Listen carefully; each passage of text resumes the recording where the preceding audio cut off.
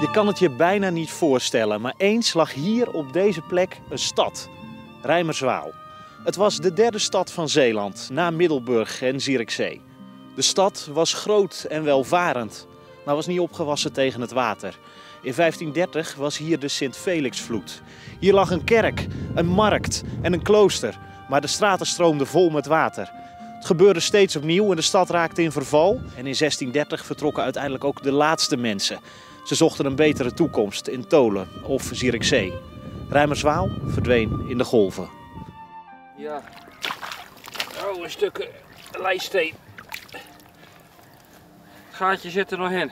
Die werd al spijkertjes opgehangen, dakbedekking. Poot van een mooie kookpot. Allerlei scherven. Het is helemaal een mooi ding.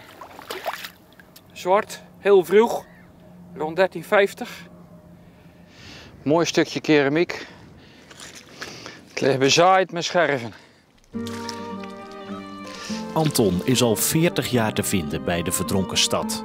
Nou, dit is natuurlijk een stad die in de zee ligt. Hè. Pompeji die ligt op land. In Syrië, Irak, Egypte liggen de steden in de woestijn. De Maya-steden liggen in de jungle. Dit is de enige buitendijkse verdronken stad in de wereld. En met de nieuwe status van Rijksmonument is de stad nu officieel beschermd. In 2013 hebben we een afweging gemaakt, landelijk dan gezien, welke vindplaatsen, wat voor soort vindplaatsen we eigenlijk al hadden in Nederland. En een van de dingen die we nog niet hadden als Rijksmonument was een verdronken stad. En het kan eigenlijk niet beter liggen. Het wordt door weinig dingen bedreigd, ja, behalve dan af en toe door schatgravers en een klein beetje zandhonger. En dat is een flinke domper voor Anton, die niet meer mag graven naar zijn levenswerk. Ja, dat is natuurlijk regelgeving in Nederland. Het is natuurlijk gewoon kul, het is gewoon flauwekul om hier regeltjes voor te gaan verzinnen dat dit ineens een rijksmonument is en nooit meer toegankelijk is voor de mensen. Gewoon flauwekul. Je kunt het maar één keer opgraven. Het is een soort boek wat je iedere bladzijde verbrandt. Op het moment dat je een bladzijde gelezen hebt, dan ben je die bladzijde kwijt. Ja, en dan is het maar wie dat opgegraven heeft, wat hij ervan maakt, hoe hij het verhaal heeft gelezen. We zien hier de contouren van een muurtje. Het loopt mooi rond. Mooi gemetseld. Ik denk dat het een waterput is. Het loopt zo rond. Een oud stadsputje. Wat bloot schuurt. Maar de ellende die de stad Reimerswaal trof, hield niet op toen de stad in zee was verdwenen.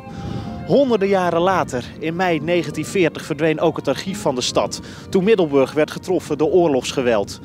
Het archief werd verbrand. En daar is niks meer van over. Bijna dan. In Reimerswaal zijn de vissers als laatste overgebleven, want ja, landbouw was niet meer mogelijk. Maar vissen konden ze rond Reimerswaal nog wel. Maar uiteindelijk kon dat ook niet meer.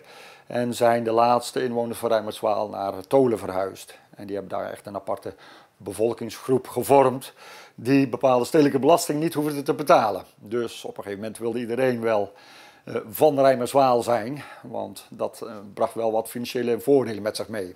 Dat verhaal is nog te vinden in de Tholse archieven. Maar de echte herinneringen aan de stad liggen bij Anton thuis. Hier allemaal geconserveerde schoenzolen, een stuk leer.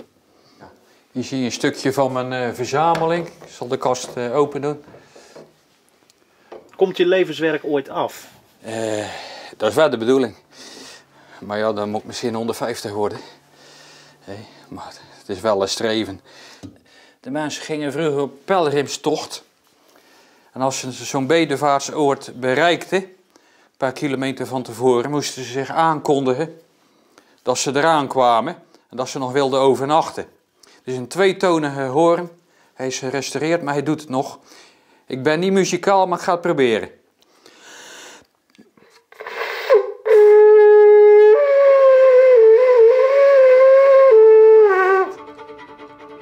Reimerswaal, ooit groots en welvarend. Nu een rijksmonument. Onzichtbaar bij de Oesterdam.